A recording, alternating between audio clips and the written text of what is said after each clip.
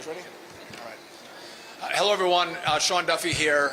Thank you for coming out. We're going to give you an update on Newark. I'm here with Chris Rushlow, the acting administrator of the FAA. Sarah McKeon from the Port Authority. She's the Newark Airport Director of Aviation, as well as Scott Kirby, the CEO of United Airlines, and Tom Kane, one of New Jersey's finest in Congress. So I appreciate them all being here with us. Today we're celebrating the opening of Newark's runway. And this is a 60-day project that actually is completed 13 days early. And we all couldn't be more grateful to the Port Authority, everyone who worked so hard, the unions, the labor that worked to make sure this happened. They were working around the clock, 24/7, to make sure they could complete the project before that 60-day time frame. And what is interesting is I think you were going to beat the time frame by a couple days, but when they saw some of the issues that were happening here at Newark, they actually ramped it up even more. And again, this is a great day to celebrate the opening of the runway. And it goes to a broader point in regard to the issues that we're having here. What you're seeing is everyone who touches the problem is giving their full-hearted effort. They're leaning into the problem and helping fix the problem. From the Port Authority, again, 13 days early, opening the runway today. But you've also heard we have a telecom problem. And so we had a glitch in the system. The FAA did a remarkable job fixing the glitch in our software. But then Verizon stood up and said, you know what? We are going to make this a priority. We're going to fix the not-so-great line that goes from the Philly-Tracon up to N90 here in New York. And they did that in record time, in less than a month's time. Now, that new fiber line's not stood up yet because we're testing it right now. It has to be tested. The FAA has some pretty laborious testing procedures, which is, we appreciate that, Chris, thank you. But that process is underway and, again, happening very quickly. By the way, after that, we're laying fiber from N90 to Newark, but the line from N90 to Newark has not been a real issue for us. So, again, everybody who touches the problem stands up and helps fix the problem. In regard to controllers, so that's been a big topic of conversation. You all know that we're 3,000 controllers short across the country right now, and that has been seen probably to the biggest extent at the Philly-Tracon, which services the Newark airport. And so just some background numbers. There's 22 controllers at Philly. There's 5 supervisors. 6 of those 22 controllers are on leave right now. So there's only 16 controllers that work the Philly-Tracon. However, there are 16 controllers who are training right now for the at the Philly-Tracon for this airspace, and most of them are experienced controllers. And so, on a rolling basis, over the next year, we're going to have more controllers come online into the Philly-Tracon. In addition, we just brought in another 6 trainees into the Philly-Tracon to also train up. So the problem we're seeing with controllers, it can't be fixed overnight. It takes time to train up on this airspace. But we've addressed the problem by bringing more controllers to train up in the Philly-Tracon that, again, controls Newark here. And over the course of the next months, you're going to see improvements in this airport, in this airspace. And again, day one, we have the airport. You're going to see improvements, again, in the telecom, and then you're going to see improvements with the staffing issues with regard to controllers. I'm going to turn it over in a second to the deputy administrator.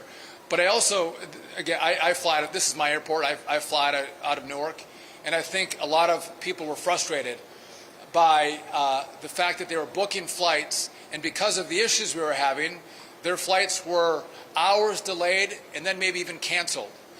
And all of the airlines came together with the FAA's leadership, and United being the biggest provider, biggest airline here at Newark. They worked together to reduce the capacity at the airport. Again, we're flying 28 flights an hour in regard to departures. And I think the beauty of that is that when you book your flight, you're going to fly. Again, you don't want to book and wait 2 hours and be canceled. If you book, you want your plane to take off. And so we are at an agreement now where, again, if you come to this airport, by the way, Chris or Scott said we got some even better pricing right now at Newark. So if you want to book at Newark, you might get a little better deal if you're coming out of this airport. But if you book, you fly, and that's critical. That's important.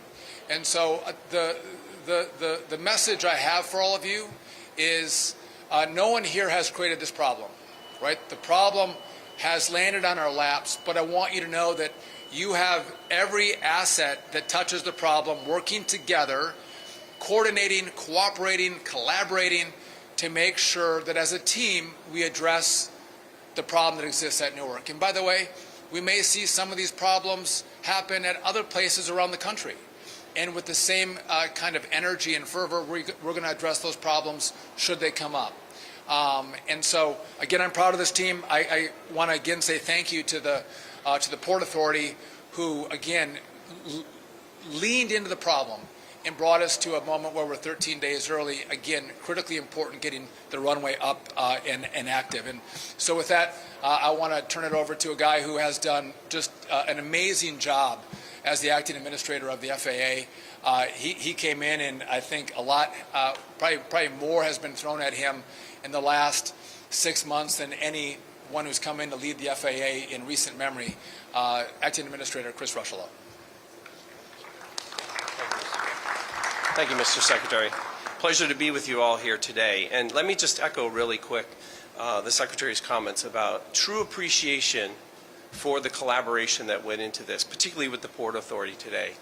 We are actually using the new runway today for departures, and that's a big deal. Way ahead of schedule, and certainly contributing to a safe and efficient operation.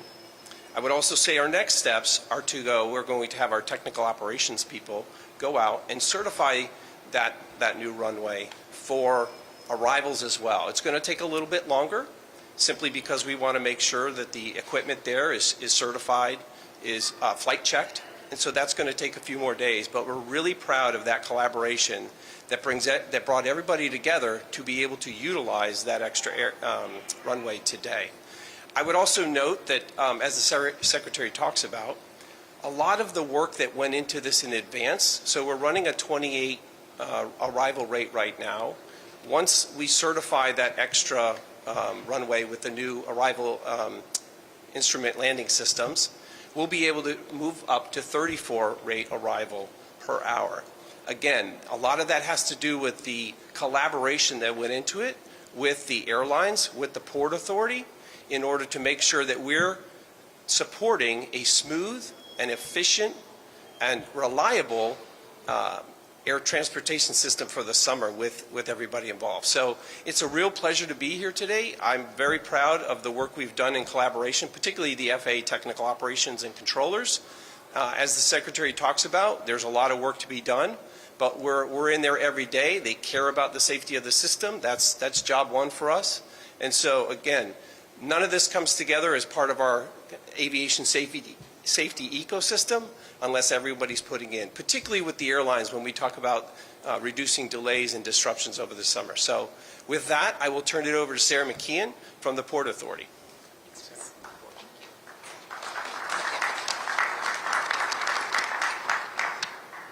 Good afternoon, everybody. Thank you so much all for being here. And Secretary Duffy, we appreciate you joining us at Newark to mark this tremendous milestone.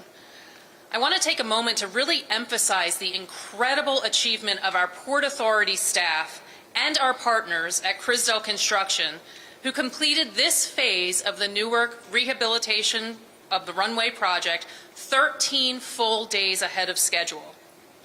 It was no easy feat to get here. It took around-the-clock work, literally 7 days a week of people, multiple crews, paving, milling, electricians, and Port Authority aviation, operations, maintenance, and engineering staff to make this happen. Thank you to all of you for all of your dedication and hard work over the last several weeks. With all of the runways that are now in operation at Newark, the FAA air traffic controllers have maximum flexibility to safely and effectively manage arrivals and departures throughout the system.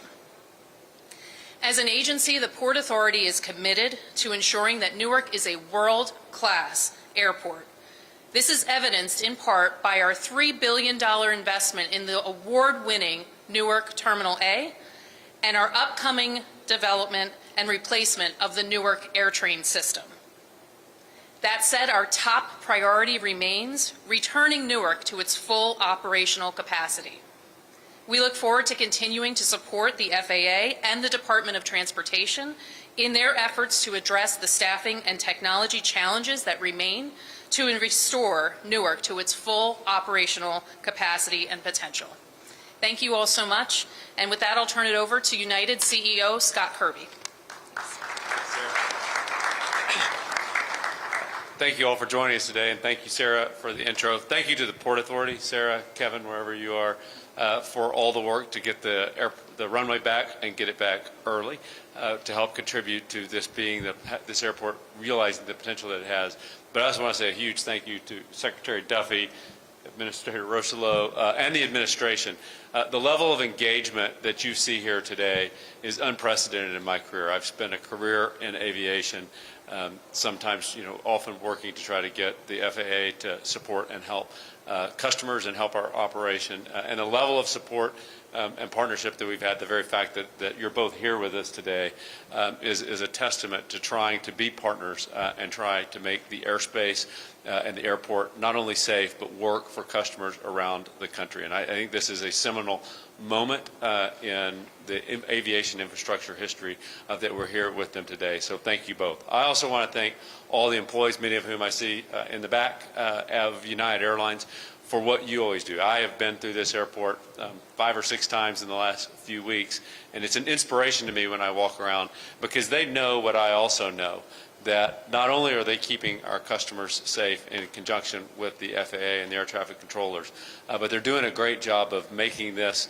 a really reliable airport that our customers can count on. And in fact, for the period of time this year, for the almost 4 months of the year when runway construction wasn't going on, Newark has actually been the most reliable of the 3 New York airports, slightly ahead of both JFK and LaGuardia in terms of on-time performance and lowest cancellation rate. So they really are doing an amazing job taking care of our customers. And I really am excited today, as challenging as the last few weeks have been, and they have been tough, that the future looks brighter for Newark than it ever has in my career. The things that we have been asking for years to make this airport operate reliably for customers are now being done. The administrator talked about the number of flights that we have at the airport, and while we at United would love to schedule more flights, we can only schedule as many as the airport can handle. And so having the infrastructure right, having the staffing right at the TRACON, at the tower, and in the centers, but also having the airport realistically scheduled is the key to letting this be the crown jewel that it really is for not just United Airlines, not just for New Jersey, but really for the entire country. Because Newark, the United Airlines hub here, actually is the largest single airline international gateway, particularly to Europe, of anywhere in the country. It really is a crown jewel of Americans visiting and seeing the world, and for people from around the world to come experience this country. So a huge thank you to everyone. We are glad to put this in the rearview mirror, and as I told you, customers can not only book with confidence. We did get well behind on bookings because of the perception issues around Newark recently, and so that means more seats are available, which means that the fares are better than they're probably going to ever be in the years to come. So now's the time to book your vacation. If you want to go to Europe or you want to head across the country, now's the time, because you're going to have not just a good value, you're going to have great people of United taking care of you, but you're also going to have an airport that is likely to be the most reliable of any of the New York airports, just like it was before the runway construction, for the remainder of summer. So thank you all for joining us. And with that, I'll turn it over to a congressman from this great state, which is a crown jewel for us and for the country, Congressman Tom Kean. Thank you. Thank you. Thank you. Thank you. It's good. It's great to be with you, here with the Secretary, here with the leadership of the wonderful organizations. If New Jersey, the region, and the United States are going to be successful, Newark Airport has to be open. It's that simple. And this great partnership that came in 13 days early is going to be a real benefit and a real focus for other airports to follow their lead. The Port Authority did a phenomenal job. The FAA, DOT did extraordinary jobs. That partnership, as well as with the private sector, with Verizon, as well as with United, making sure that the communication was key. Infrastructure has to work. The timing has to be predictable. And together, we can make sure that safety is paramount, but we can make sure this stays open and make sure we have the funding from the federal level as well. Thank you.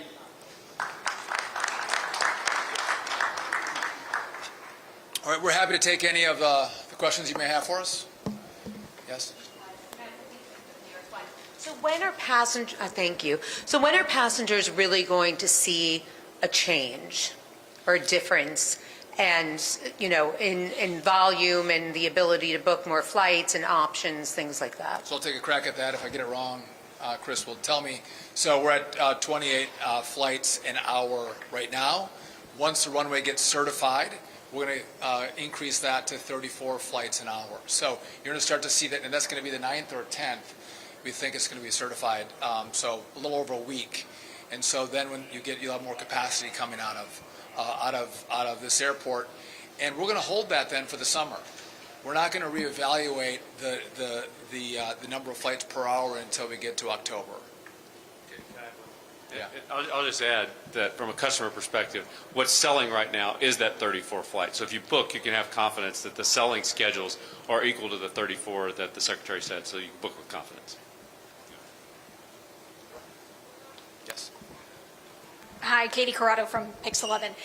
So you had to, particularly United, cancel flights voluntarily, and that is with one runway down. So now that you've added this runway back, can you start adding flights back? Is that in the foreseeable future? They are. So the schedule is now built starting June 15th at 34. It's 28 until then, but the airport's going to easily be able to handle the 28 because the runway's back early.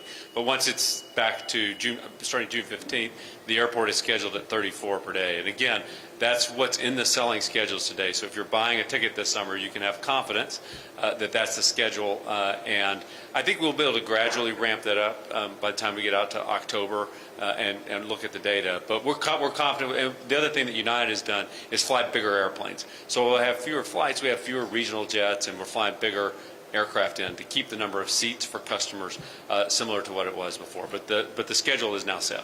Okay. Just to add to that, we had three problems. One, the runway was getting rebuilt, and again today we're celebrating 13 days early. We had a telecom issue. That new fiber is laid, but it has to be tested. And then we have the staffing issue with air traffic controllers. So all of those things on a rolling basis are going to come online, and as that happens, we're going to be able to expand the capacity of the airport. But again, you can't snap your fingers and make it happen really quickly because these things take longer than a week or two or even a month. Yes. Secretary, can you, I have two questions. One is the fiber that got laid and is getting tested. When do you expect that to come online? So I don't want to overpromise and underdeliver. So we're looking at it, but our hope is at the end of June, early July, we can switch it over. Okay, and then But that's the line from the Philly Tracon to N90, and that was the problem line that we for had radar, for telecom. for telecom. Okay. And then the air traffic controllers, you mentioned that there's many in training that they should be able to roll out over the next year. Can you give us a little more particulars on that? Do you expect all of those air traffic controllers that are getting trained for Area C to be, rolling out like a year today? Like how can you just give more detail on that? So we have 22 controllers. 6 are on leave right now. Okay, so it leaves us with 16 controllers in the Philly Tracon. And we have 16, these are really a lot of 16s in here, so don't be confused. We have 16 in training. 14 of those are experienced controllers from other airspaces. They have to get trained up in this airspace. And so depending on where they're at in the training will depend on when they roll out of training and become certified controllers for this airspace. I believe, Chris, we have another 6 that just came in on top of the 16. So there's a total now of 22 controllers in training. And so it does take time, right? You want to make sure you have well-trained, certified controllers controlling your airspace. And so, again, they won't come out all at the same time, but they'll roll out over the course of the next months up to a year. So you'll start to see reduced stress on the controller front as we go from month to month. Yes. Hi, Tim McNicholas with CBS News New York. A few weeks ago, the FAA announced that they were installing runway incursion devices at 70 airports across the country, but not any airports in New York or New Jersey. Why not install those devices here? So part of our analysis when we roll out this type of equipment, the safety equipment, is looking through where we're seeing evidence of increased risk. And so what we want to do going into this is identify those airports that have perhaps increased risk and put those safety mitigations in place as early as possible. So that's not to say that those 79 airports are the only airports that we're looking at. We're just constantly rolling through the system to make sure that as we identify these areas for this new technology, we can put that in place and make sure that we're mitigating that risk that we identify kind of in our ongoing safety analysis process. Good afternoon. Ramsey Khalife with WNYC, the local NPR station. So 2 questions. You said that Verizon took up a lot of that work to make the replacements to lay down cable. Did they do that between Long Island and Philly? Like, how many miles of cabling is that really? So that was between the Philly Tracon and New York, yes. How many exact miles? I don't know. But again, as a crow flies, I'm not sure if we went as a crow flies, but it's miles. And again, they did it very quickly. And what about the other technology? Obviously, that's something that the DOT has proposed that needs to be completely changed across the country. But that continues to age. So what effects are we going to see if that doesn't happen more immediately? So again, the equipment's been working, right? But we're starting to. It's like I'm driving my car and I'm hearing some knocks. I got some smoke coming out of the back. I got some problems, and it's incumbent upon us to tell America we have problems, and it has to be fixed. And so in the big beautiful bill, there's $12.5 billion to start this project. Big deal. I believe the Senate's going to provide more dollars for us. Also, we'll see what they do. But the failure of the past has been the FAA has gotten small tranches of money, not full funding. We need full funding. We need the money up front so we can contract out and build this brand new system across the country. That's been one problem. Usually the FAA deals with middle management. FAA projects get done at the bottom of the list normally, and they take forever. Frankly, they rarely get done. We are dealing at a CEO level as we're thinking through who's going to come in and partner with us in this project. So the buy-in is way different in this project. The money is going to be way different. And the final point is we're going to need permitting reform because this has to happen fast.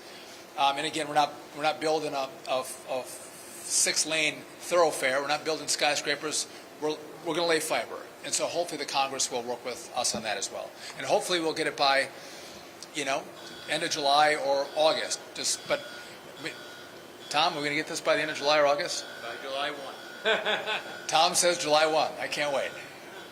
Yes. Thank you. Good afternoon, Secretary.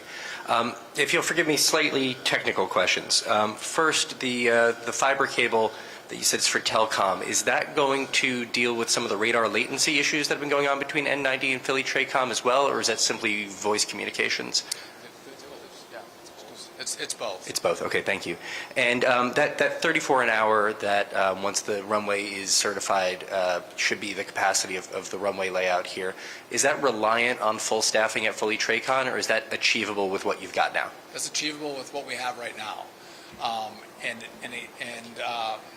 Yeah. So we have the capacity, and now if there's something unforeseen that happens where we lose controllers for some reason, we'll scale those numbers back, but we'll have the staff to go to 34 with the current staffing at the Philly TRACON. Okay. Yes. Hi, Jelani Gibson, NJ.com. Can we get an estimate on what the flights per hour were before all of the delays started happening? 50, 54. The theoretical capacity of the airport was about 38 and a half per hour, so 77 total operations per hour. And sometimes the day, though, it was scheduled at 80 plus. That's historically actually been the challenge at Newark, is that the theoretical maximum was 38 and a half per hour, and it was scheduled over that. It would just cause delays that would bleed through the day. And so that's why this is such a seminal and really turning point for not just the near term, but the long term of Newark, is because once you philosophically start matching the number of flights to be equal to the capacity of the airport, it allows the airport to run reliably, as far into the future as you can look. So this is a really big day. This agreement that the FAA drove with the airlines is really a turning point for Newark for the long term. And so just to be clear, you are 4 flights per hour away from the operational capacity? From what it was historically. Okay, got it. Anybody else? Oh, Hey, yes. Lauren Simonetti, Fox Business. So when you reevaluate in October, what do you want that number per hour to be? And is the 34 number just United, or is that airport-wide? Yeah, thanks. So that's airport-wide right now, as Mr. Kirby, sorry, as Mr. Kirby described. What we're going to do is monitor that progress through the summer. So we'll watch the nature of the operations. Obviously, weather contributes to some of that as well. And then as we continue to roll new controllers on, new certified controllers, we'll be able to assess kind of where that benchmark is going forward past October. But we'll continue to work that regularly with the airlines that operate and the Port Authority to make sure that we've kind of got a good sense of that as we get into the fall and the winter. Anybody else? To get clarity on the timeline for upping, you're having the inspection June 9th, and June 15th is when you'll actually launch the 34 planes an hour? I think the difference is in planning for the 15th, United has their schedule at 34 on the 15th, but the capacity of the airport will be 34 if certified on the 10th. Right? Okay. Correct. Thank you. Megna with Skift. I was wondering, as far as like the funding that you've talked about for air traffic control reform, what sort of timeline do you envision for that project? So there's a number of factors, and permitting is a big one, but I believe we can do it in 3 to 4 years. And what you'll see is it's not a whole work project that completes in 3 or 4 years.